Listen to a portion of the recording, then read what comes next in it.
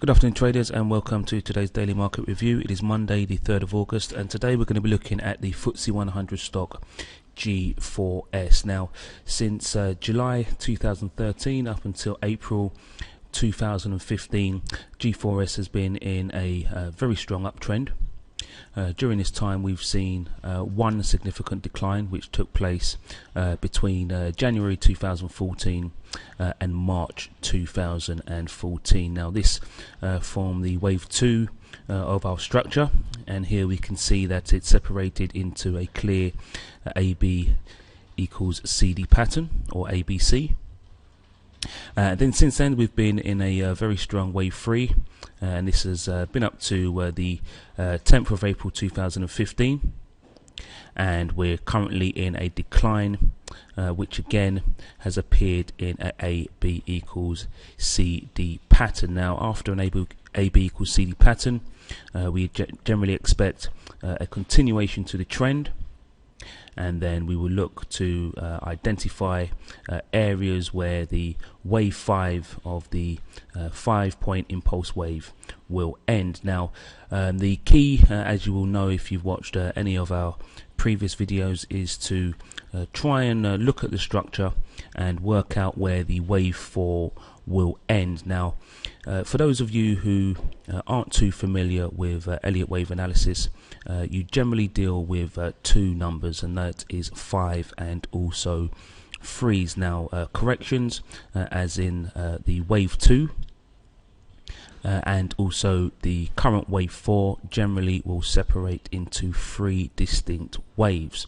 Now within these waves we have 2 impulse waves, and impulse waves will generally separate into 5 waves. Now the reason we look at this type of analysis is because it's like a roadmap as to where the market has been and also where the market is going. It's almost like having a GPS system on a chart that always gives you some kind of idea as to the direction you should be looking for when it comes to your trade. So in the current decline, which has been taking place from the 10th of April down to the 10th of July, we've seen a ABCD pattern, and we're looking for a target of in and around 159.09. so we're going to dial down to our daily time frame, and we're going to look from the 10th of April,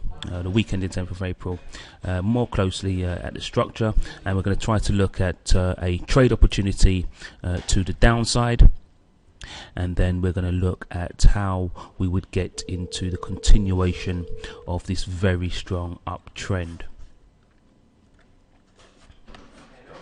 So we're now zoomed into our ABCD pattern, or our wave 4 from our weekly time frame. As you can see, we've started the price action from the 10th of April, and here we can clearly see that the market again has broken down into 3 waves. So we have our first wave, wave A, we have our second, which is our A and B wave, and we're now into our third. Now the A and also the B or the BC wave generally break down into 5 waves as their impulse waves, and within this we're going to have 2 corrections as we've seen on our weekly. Okay, so if we go back to the weekly chart quickly, we can see that we've had our wave 1, our wave 2, our wave 3, and we're currently in wave 4.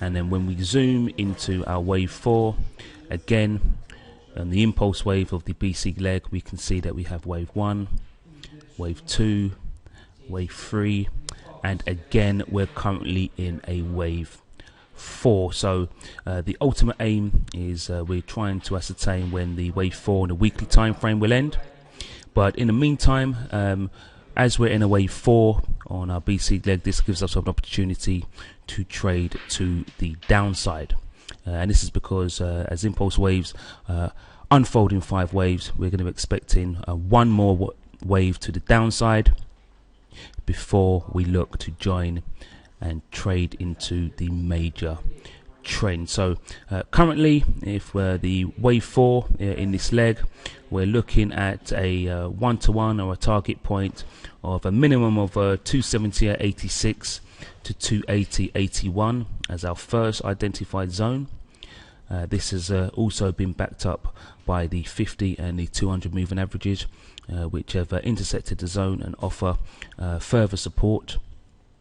If the correction was to exceed this point, we'll be looking at the area of 287.75 to 289.61. So once the market or the price action enters into our first zone, as usual, we're going to dial down into our 60-minute time frame, and we're going to be looking for a cross of our 2 moving averages, and then the violation and the taking out of a swing low.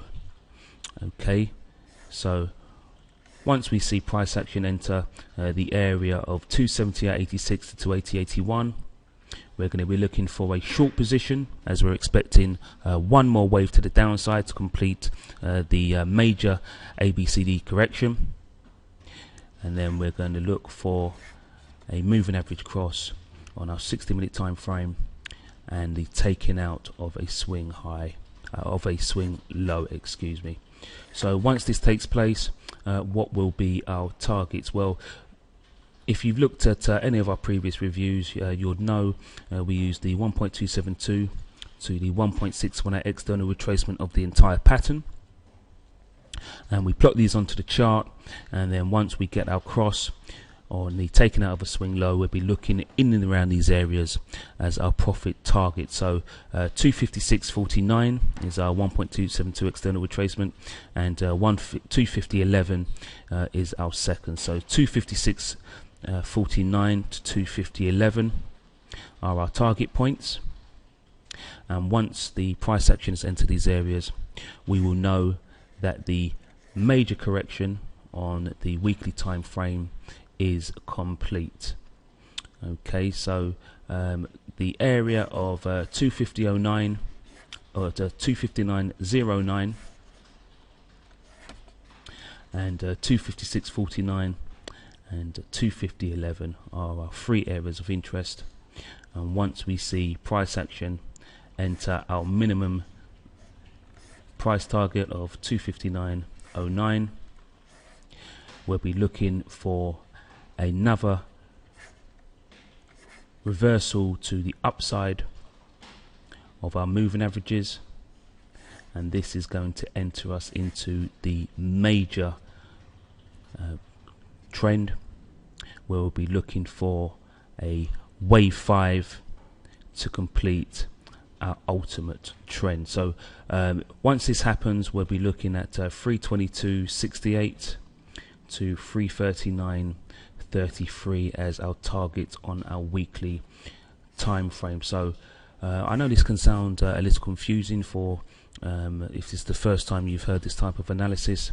Again, Elliott Wave allows you to identify not only the market structure, but also gives you targets for where the price action is likely to end, and also gives you a bias as to the market's future direction. So in a nutshell, in terms of G4S, we're looking for major upside once the correction is complete. Our targets are 322.68 to 339.33, but in the short term we're bearish, and again once price action enters the area of 278.86 to 280.81, we'll be looking for a moving average cross and the violation of a swing low to enter us into the trade for a position down to 256.49 to 250.11.